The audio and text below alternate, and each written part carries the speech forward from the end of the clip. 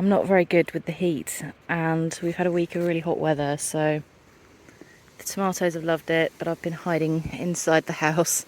So I'm going to give them some much overdue care and attention today. The first thing I'm going to do is to go around and tie up any plants like this one that are flopping.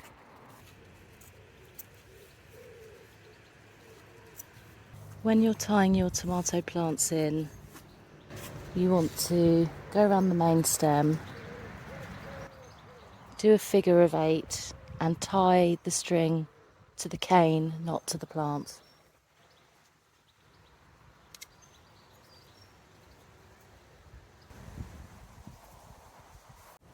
Don't tie the stems in too tight, because the stems really do grow quite thick, so you want to leave them enough room to expand.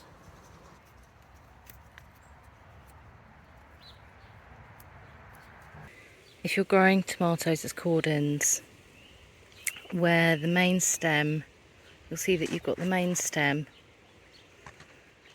and a leaf coming from it, and in these junctions in between you'll get these side shoots. Now you can just remove the younger ones just by pinching those out by hand, like that. I do this on a dry day so that the wounds can heal over easily and you're at less risk of disease. I tend to start at the base of the plant and work my way up, just to make sure that I'm removing any of these nodes in the middle. Sometimes if you've left them a bit too long, like I have, you'll get quite thick side shoots that spring up, and this one you can see is flowering. It's tempting to kind of keep this because, you know, it has got flowers on that, but actually, you know, I want to maintain the quality of fruit on the main vine and also make sure that I've got good airflow. So I'm going to take this out, and the way to do that with larger ones is just with some sharp secateurs. Just snip that off. Very occasionally, if there's a smaller branch like this one, which is a side shoot and I don't think is going to get in the way, I'm going to keep that. But what I'm going to do instead is just top it out just above this flower so that it doesn't grow too big, and then I will remove all of the rest of the side shoots, and I'm actually going to remove the leaves from this branch as well. So you can see on this one, this is a side shoot that I've left to grow, but what I've done, you can see it's got some tomatoes coming on it, so I've removed all of the leaves and any side shoots coming from the side shoot itself, and I've tied it to a separate pole. As you're going through, what you sometimes find is that the tomatoes will occasionally sprout another plant from below ground level. If I show you this one, this is the main stem of the tomato, and you can see at the base here there's 2 shoots coming from the ground, and this one actually, you know, is a good size and it's got flowers on it. What I do with these is I just quite carefully pull them up like that. You can see this has got roots on it. If you want more tomato plants, you know, just stick this into a pot, give it some water, and very quickly you'll have a new plant from that. But I've got more than enough than I need, so this is going to go on the compost.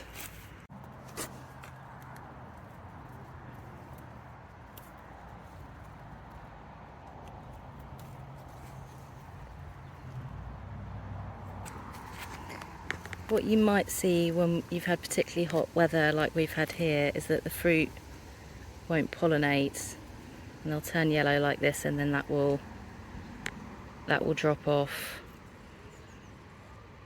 So it can get too hot for the tomato to set fruit. And I'm convinced that the expression green fingers comes from tomato plants. The next thing I want to do is to go around and look at the base of the tomato plants and remove any leaves that are touching the floor, like this one. That's where disease can spread. So again, trace that back. This one's quite big, so I'm going to cut that off with some secateurs.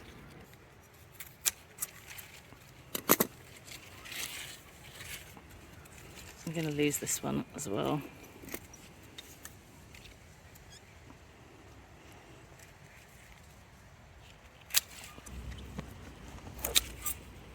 Some people take off all of the leaves below the fruit. I don't do that because, like any plant, they need to take the energy from the sunlight to produce chlorophyll to grow. And also, you know, if we get quite sunny, the leaves help to shade the fruit so they don't get sunburnt. So I really just go around and clear from the base just to make sure that there are no leaves that are touching the ground.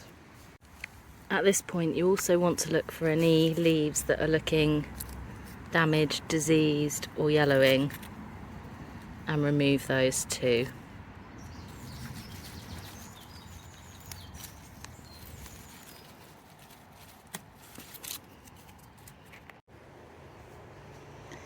Next job is a bit of weeding around the base.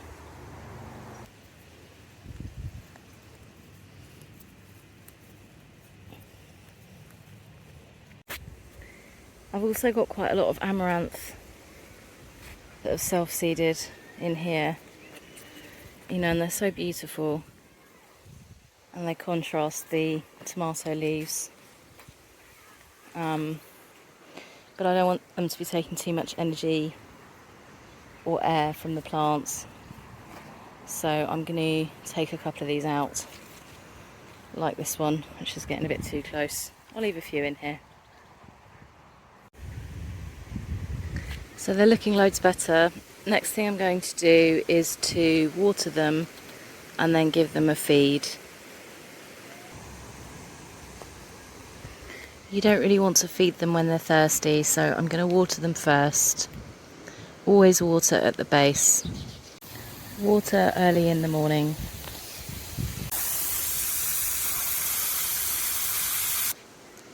I'm just feeding with a tomato fertiliser here. Feed about every 1 to 2 weeks once they're flowering and starting to set fruit.